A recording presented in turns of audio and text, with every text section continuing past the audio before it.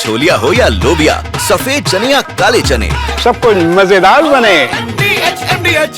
Iran के बुशहर में धमाके के बाद कांपी धरती, बड़ी खबर। पहले फ्लोर पर आएंगे, फिर पहले फ्लोर फिर फोर। जबरदस्त धमाके से 3.9 की तीव्रता का भूकंप रिकॉर्ड किया गया। कुछ ही देर में हुए लगातार 2 धमाकों से सहमे बुशहर के लोग, बड़ी खबर। स्थानीय लोगों का दावा, जमीन में किसी चीज के टकराने से कंपन।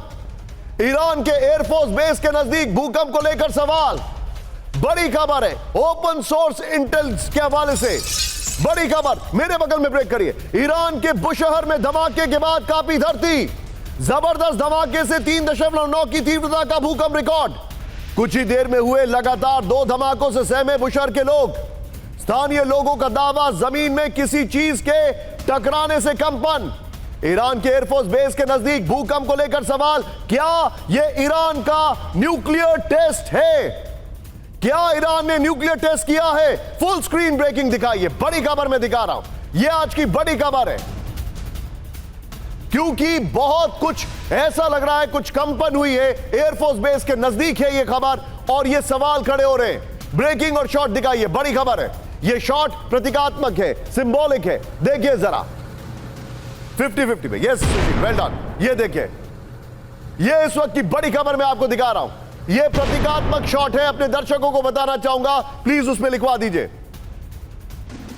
और मैं इस खबर की डिटेल बताने से पहले सीधे मैं चलूंगा बीजिंग से। मनीष झा मेरे साथ हैं। मनीष, ईरान का डेलीगेशन वहां पर मौजूद है। यह बहुत बड़ी खबर है, बहुत बड़ी खबर है। मनीष, सबको यह डाउट हो रहा है कहीं यह न्यूक्लियर टेस्ट तो नहीं किया गया है? देखिए निशांत, इस वक्त मैं बीजिंग में हूं और ईरान के राष्ट्रपति भी बीजिंग में मौजूद हैं।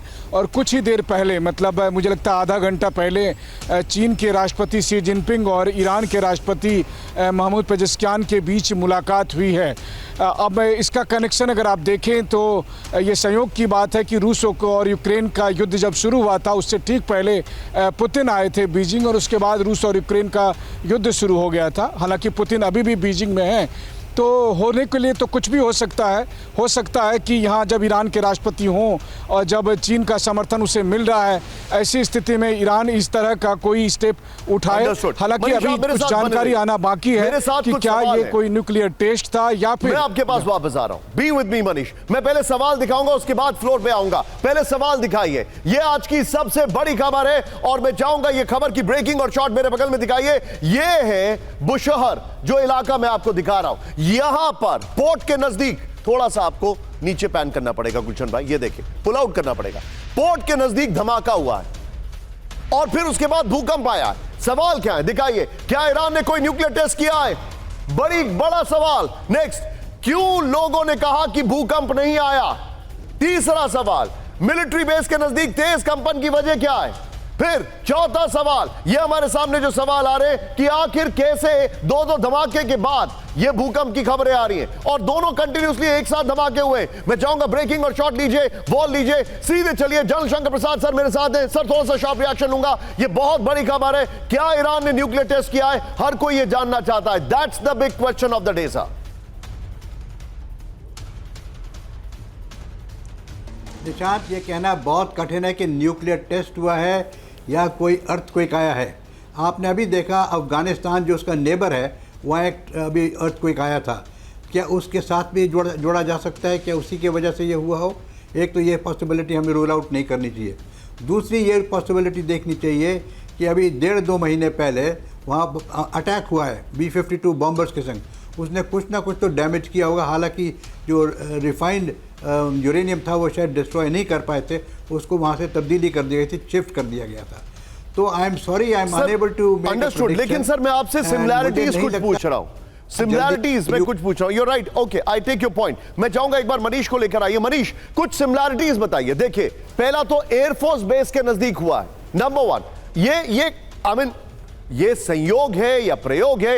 एयरफोर्स बेस के नजदीक। हम सबको पता है कि जब भी कोई टेस्टिंग होती है वो यूजुअली मिलिट्री या एयरफोर्स बेसिस के नजदीक होती है, because to have a proper control and monitoring, number 1। Number 2, पहले बार 2 धमाके हुए और धमाकों के बाद अब धमाके वो प्रीसीडिंग दिस और धमाके फिर तीसरी चीज, स्थानीय लोगों ने कहा यह भूकंप नहीं है, यह कुछ और है। जिस तरीके से धमाके हुए ये भूकंप के धमाके नहीं है, ये स्थानीय लोग हैं, ओपन सोर्स इंटेल, और मैं इसका सोर्स भी अभी बताने वाला हूं, वहां से यह जानकारी आ रही है। मनीष शॉटेक।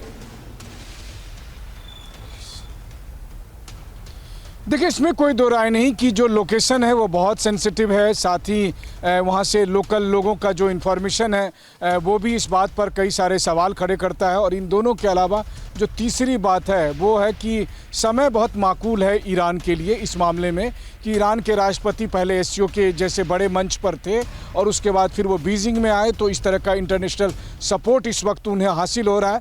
और जो चौथी बात है कि ईरान ये बात देख रहा है कि यमन पर जिस तरह के हमले हुए, तो हमास, हिजबुल्लाह और हुती के बाद अब उनका ही नंबर है, उससे पहले उनके पास कोई डिटरेंस होना चाहिए। Okay Manish, please be with me. क्या आप मेरे साथ थोड़ी देर और मेरे साथ रह सकते हैं, because you are right in the middle of the street और Beijing is just opening up to Indian journalist. क्या आप मेरे साथ रह सकते हैं? जी बिल्कुल बिल्कुल, थैंक यू। और मैं चाहूंगा प्लीज मनीष झा, संवाददाता बीजिंग, बीजिंग प्लीज लिखते रहिए, क्योंकि हमारे संवाददाता बीजिंग में मौजूद है। अब छोलिया हो या लोबिया, सफेद चने या काले चने, सबको मजेदार बने। MDH